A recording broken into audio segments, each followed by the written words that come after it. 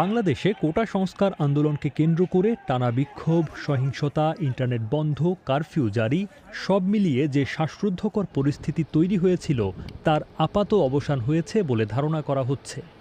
যদিও সেনাবাহিনী কখন ব্যারাকে ফিরবে সেটি এখনও পরিষ্কার নয়, কারফিউ পুরোপুরি তুলে নেওয়া হয়নি, ইন্টারনেট পুরোপুরি ফিরে আসেনি এবং শিক্ষা প্রতিষ্ঠান বন্ধ রয়েছে।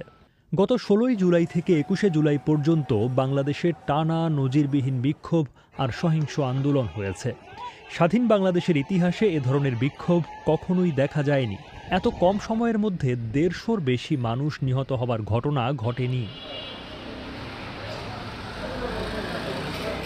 এই বিক্ষোভের দুটো দিক রয়েছে বলে মনে করছেন বিশ্লেষকদের অনেকে।